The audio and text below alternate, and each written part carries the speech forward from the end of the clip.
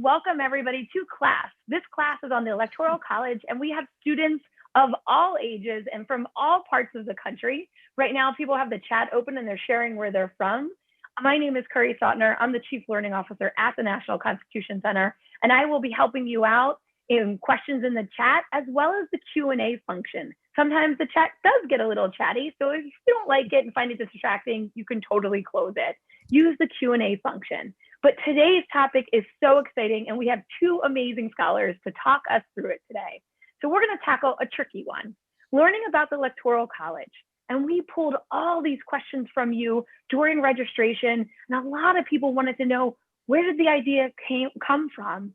What is the Electoral College exactly, and how does it work? What are some of the tests over its time? And then what's the modern conversation about it? So this is such a relevant topic, an exciting one as we go into the election, that we got to bring not just our top scholar, Jeff Rosen from the National Constitution Center, but Tara Ross as well.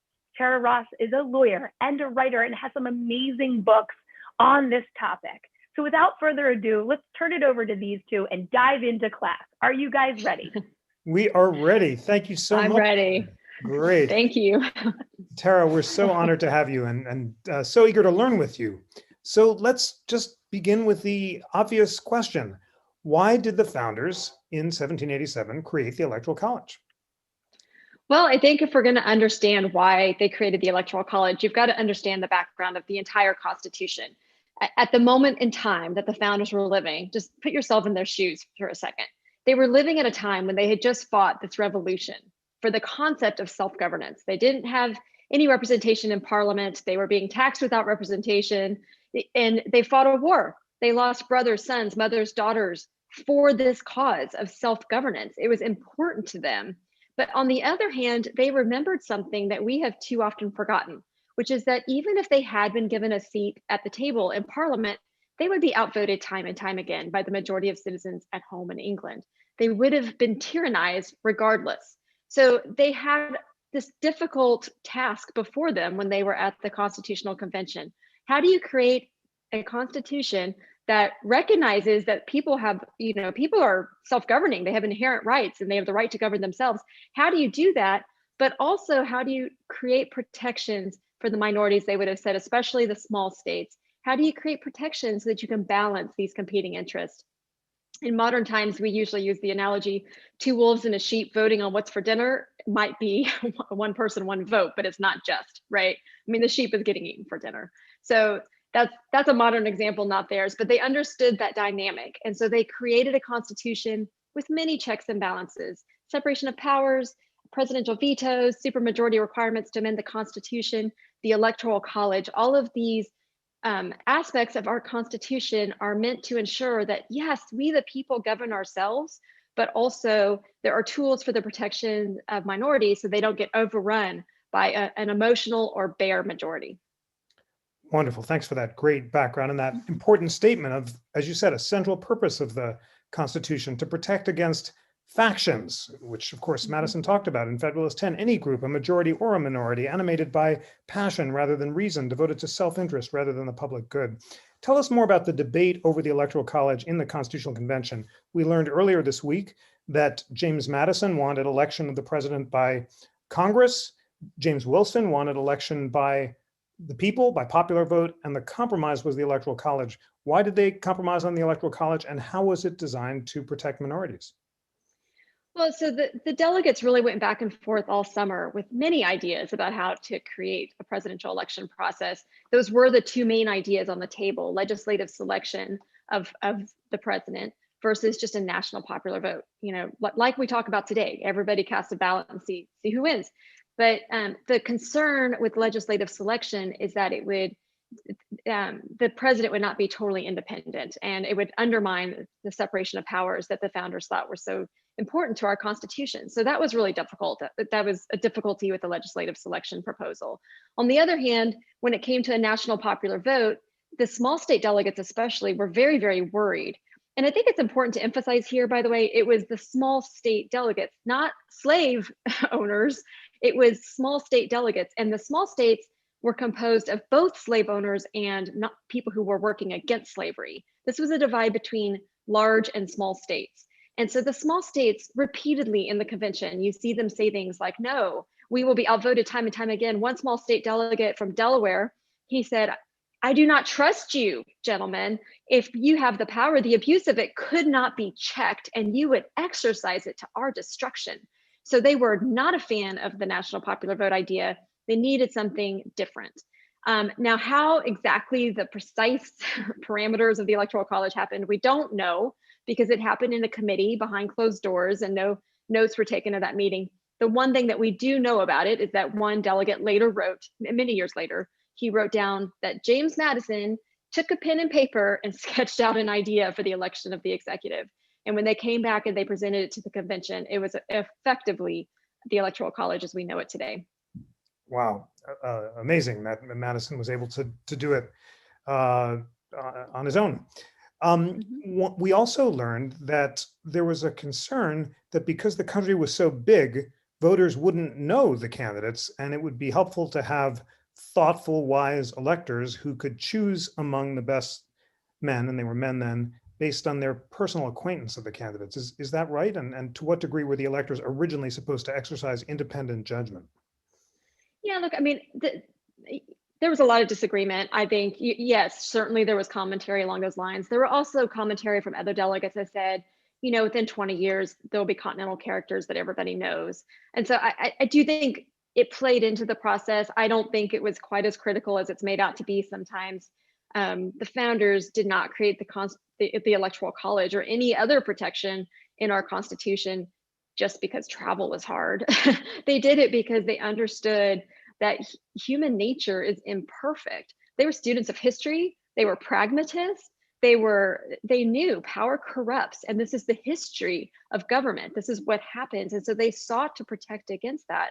There's a historian, Carol Birkin, who makes a really interesting point, and she says, you know, well, let me back up a second. You hear this talk that the founders were elitists who they didn't trust the people, right? They were trying to grab power for themselves. No, they did not trust anybody. They didn't trust the states. They didn't trust the federal government. They didn't trust the judiciary or the president or the legislature. They didn't trust the people, but they didn't trust elected officials either. They literally didn't trust anybody. And that's when Carol Birkin's statement comes into play. And she says, look, they were so convinced they knew the power or the flaws of human nature. They sat there in a room, the most likely men to be the first senators and the first United States president. And they sat there and they discussed how to put checks and balances on themselves. Like they didn't even trust themselves. They literally trusted nobody at all. And so I just think that's really important to understand that the reason the Electoral College was created was because of the founders' study of history, their recognition that human beings put in power will, you know, there's lots of temptations to abuse that power, and they needed to put lots of checks and balances on that. Thank you so much for that. I want to ask you in a moment about the election of 1800 and how it changed the conception of the Electoral College. But before we do that, we have a question from Susan Anthony. With current statewide winner-take-all laws, a presidential candidate could lose despite winning 78% of the popular vote and 39 smaller states. And she goes on to say the 8 smallest states received only one of the nation's 952 general election campaign events, suggesting that today the Electoral College does not protect the interest of small states. What do you think of that question? What's your response? So there's a couple of questions packed in there, so let me see if I can hit them all. But first, look, the math that she described is technically true. Practically speaking, that's not going to happen. And historically speaking, it has never even come close to happening. On average, winning presidential candidates get much closer to 30 states. And so that's just, there are a couple of exceptions to that. I think one was Carter and one's Obama maybe, or JFK. But most of the time when presidents win a majority of the Electoral College, they also win a majority of states. And that's probably just got to do with how people are dispersed around the country and the great variety of people that are around the country. And a candidate who is winning the Electoral College has done a really good job of coalition building. And that's why, or at least better than his opponent. And so that's why that turns out that way. Mathematically speaking, sure, that could happen. Pragmatically speaking, it's not going to. As to the contention of some states being unimportant, I mean, I'll just say this, there's so much talk about how only swing states matter and they get all these commercials in the final weeks of the campaign. Well, I just disagree with that perception altogether. Look, safe states are safe because they have decided earlier in the process, not because they were unimportant. And the safe states decided based on things that happened during the prior 4 years of governance that preceded the election. If California is safe for Joe Biden right now, all that really means is that the Californians, by and large, are really happy with whatever the policies of the Democratic Party are, or at least they're happier than not happy, and they've just already made up their mind. And when the state ceases to be satisfied, you see that really quickly in election results. I'm going to give you an example of a small state that shows that, actually two small states that show this, and that will hopefully address the concern about small states mattering. But in 2016, the little red state was supposed to be a safe red state of Utah threatened to vote third party. They did not like Clinton. They did not like Trump. They didn't want to have anything to do with it. So they were going to vote for a third party candidate, or at least polls were showing that he was making a lot of progress. So the Republican Party didn't say to themselves, well, it's just a little state, doesn't matter. Or they didn't say to themselves, just a safe state, doesn't matter. No, they took it really seriously. And in fact, Mike Pence was dispatched to Utah in the closing days of the campaign to shore up support in Utah, because the campaign that year understood you can't get to 270 only in reliance on swing states. You need some combination of safe and swing states if you're going to win the election. And so you better take care of everybody that you think is in your coalition. Another example of this happening was in 2000, West Virginia had been considered a safe blue state for a very long time. And Al Gore's campaign didn't pay as much attention to West Virginia as, in retrospect, they probably should have. George W. Bush saw an opening. He went into West Virginia. He spent time and money campaigning in what was supposed to be a little safe blue state, and he flipped it. And not only did he flip it, but if he had not flipped it, he would have lost the 2000 election, because the election was that close that year. We spent a lot of time talking about Florida and the outcome of Florida in 2000, but without West Virginia, Florida's outcome would have been irrelevant. Thank you very much for that. So that's a helpful reminder of the complexities of the way the votes pan out today. We'll return to some more contemporary questions in a bit, but let's go back to history for a moment. The election of 1800 led to a big change in the Electoral College. The Democratic Republican Jefferson defeated the Federalist John Adams 73 to 65 in the Electoral College, but then tied his own running mate by a 73 to 73 vote. Mm-hmm. That led to the passage of the 12th Amendment, which presupposed the existence of political parties and changed the way presidents were elected. Tell us about the election of 1800 and what changes it wrought through the 12th Amendment. Well, so as you mentioned, in 1800, Thomas Jefferson and Aaron Burr tied for the presidency. They weren't supposed to. The electors that voted for them, by then there were political parties, and so they intended for Thomas Jefferson to be the presidential candidate, and they intended for Aaron Burr to be the vice presidential candidate, but there was no way for them to distinguish in their votes the way it was set up at that time. They just cast two ballots for president. That was it. First place winner was president, second place winner was vice president. Somebody was supposed to hold their vote back. One delegate was supposed to abstain from voting for Aaron Burr so that he would come in second by one vote. But for whatever reason, that never happened. And it was Aaron Burr, so there's all sorts of rumors about that one, but who knows? So then it went on to the House contingent election. It took 36 votes to decide that Thomas Jefferson was going to be president, even though everybody knew Thomas Jefferson was supposed to be the president. Again, Aaron Burr was the guy that was there, and he's Aaron Burr, so maybe that's not so surprising that he didn't bow out more gracefully. But after that process, there was actually a fair amount of dispute. It wasn't a given. Some people thought, if the second place winner can be vice president, that gives an opening to the opposing party to have a voice in the executive branch.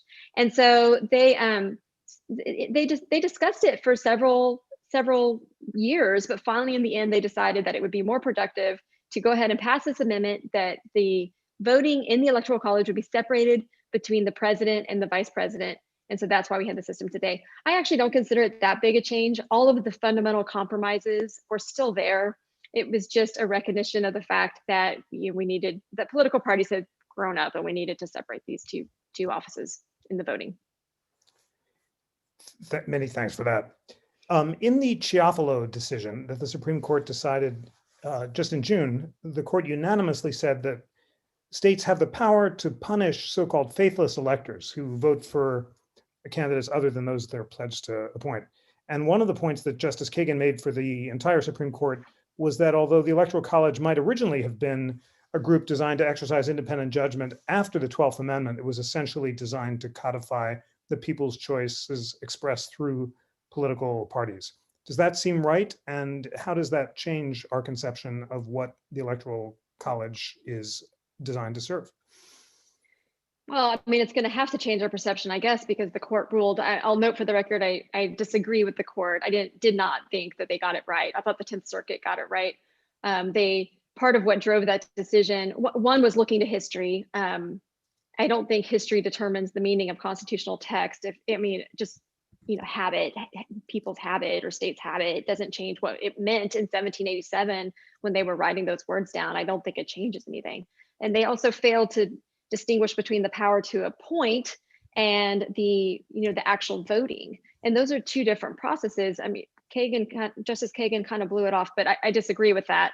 And I think the better example would have been to look at how United States senators were appointed at that time.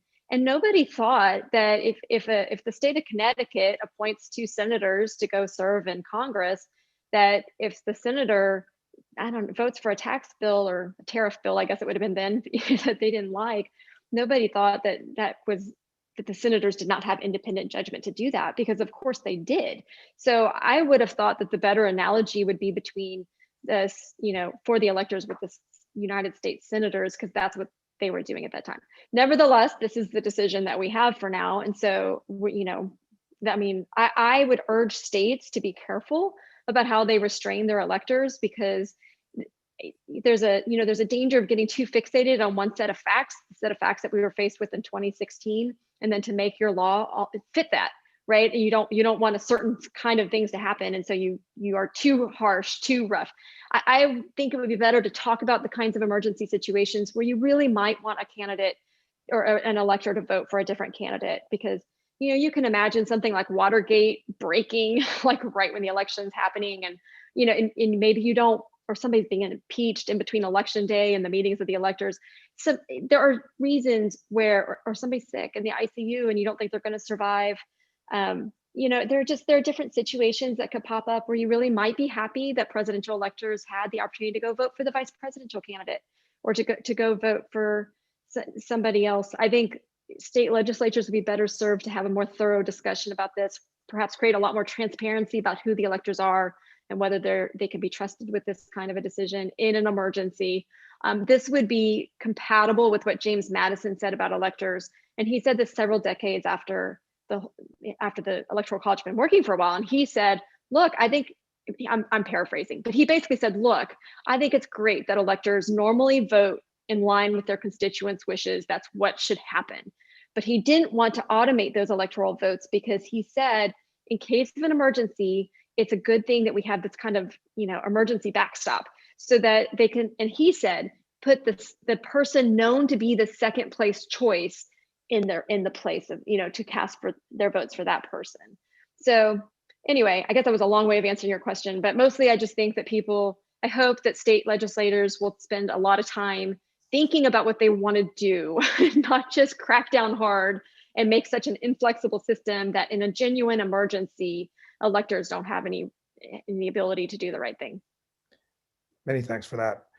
All right, let's now focus on the question that is arising a lot in the chat box. What is the justification for the Electoral College today? You said the main original justification was the protection of small states, and the Supreme Court has said that state legislatures may bind electors to carry out the people's will.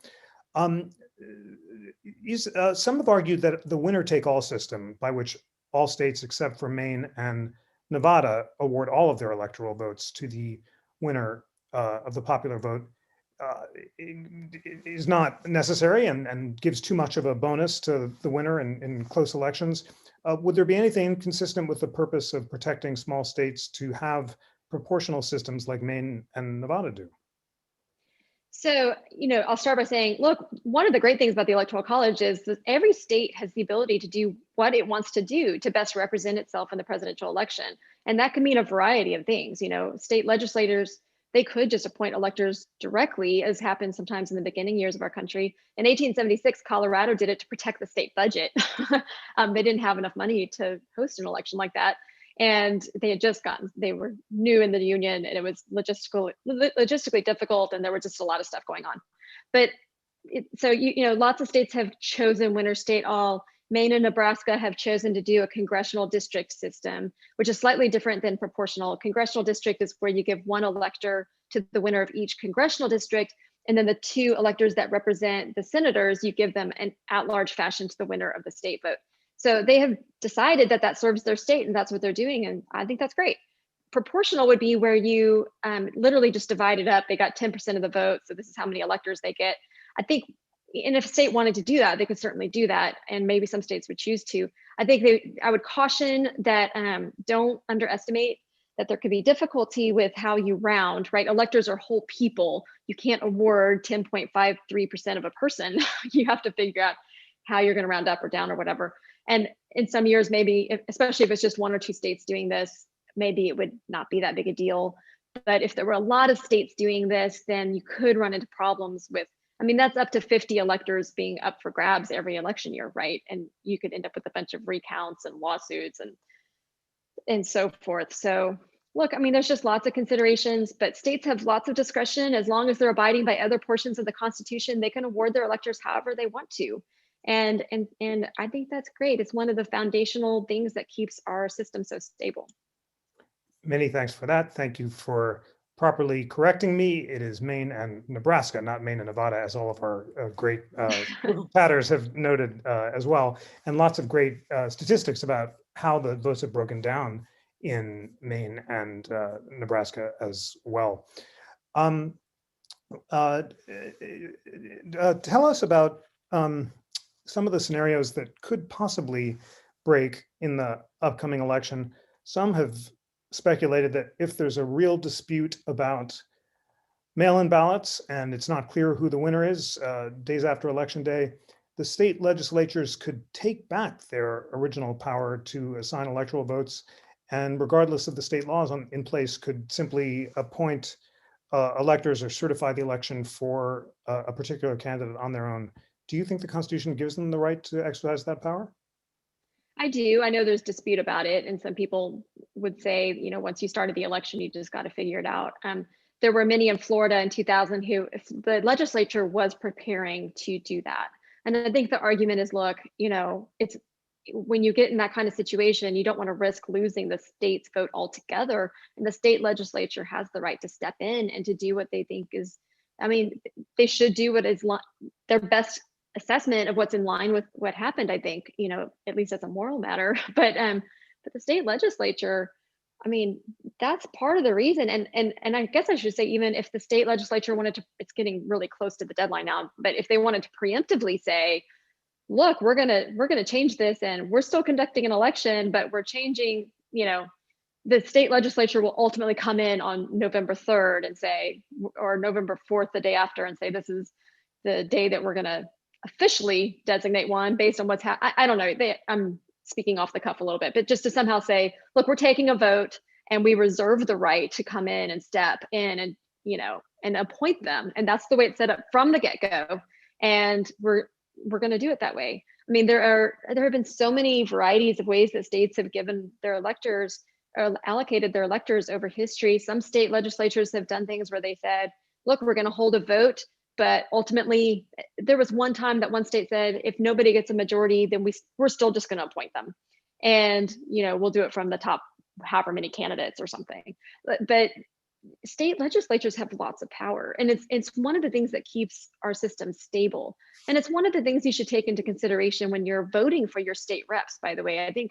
I hope this year we're all learning that you can't be too just flip about who your state reps are or who your local officials are, your county judge that's going to tell you can or cannot open your business or whatever it is. We need to probably as a nation all pay a lot more attention to that, because our system is set up to be decentralized. And that decentralization ultimately protects us because it provides so many checks and balances, and that's a good thing. When it comes to the Electoral College, I'll quickly mention one thing that decentralization does for us is it prevents an incumbent president from jerry-rigging his own election. So if you think about what a national popular vote would look like, it would be centralized in Washington, D.C. Right now, it's divided among the states. Every state holds their own election. They're in control of their own process.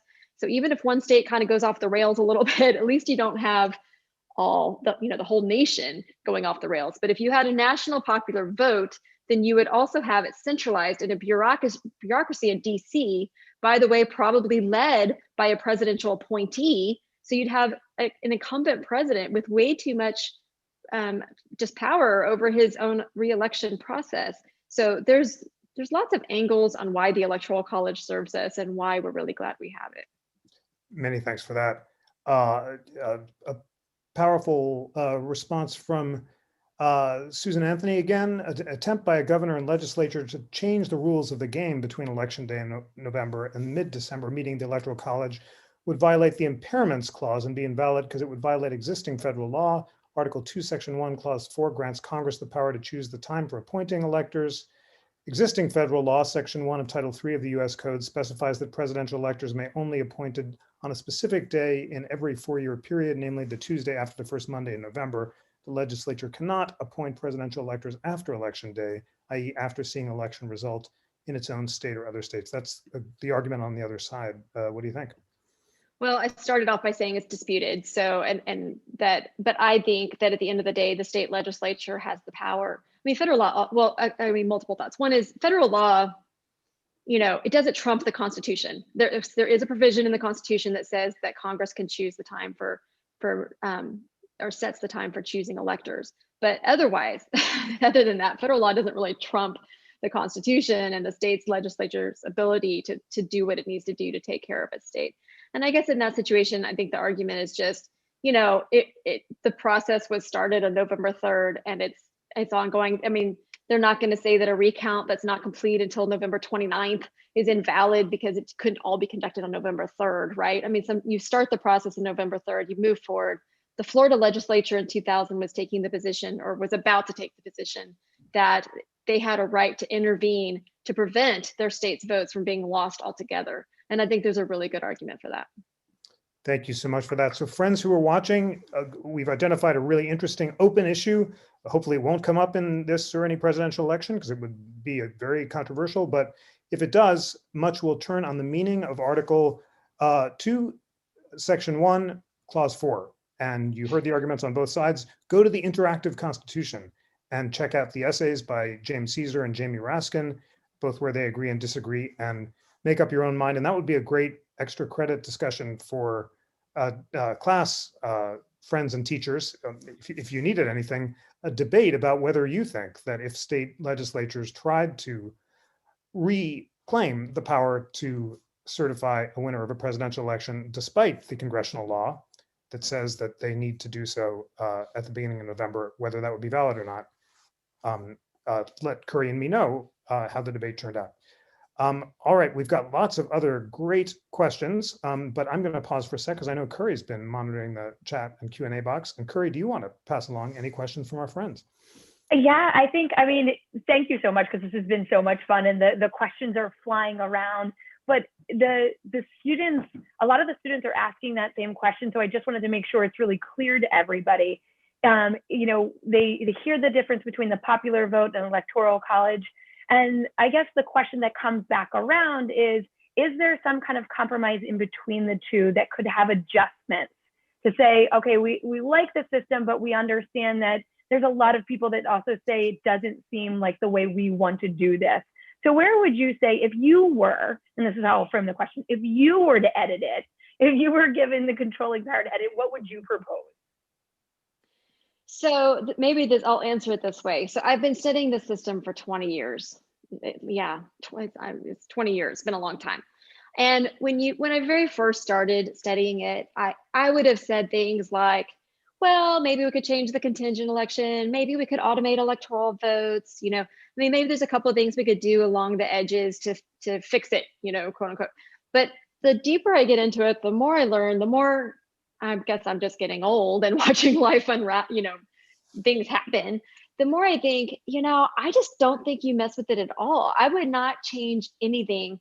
And in part, it's just because there's so many unintended ramifications of any step that you take like that. And I don't think you can take that lightly. John F. Kennedy was a fan of the Electoral College. He gave a speech on the Senate floor, and he said it's like a solar system of governmental power. And if you propose to change one thing, you're going to affect everything else. You can't make a change in a vacuum. Here's my example, not JFK's example, my example.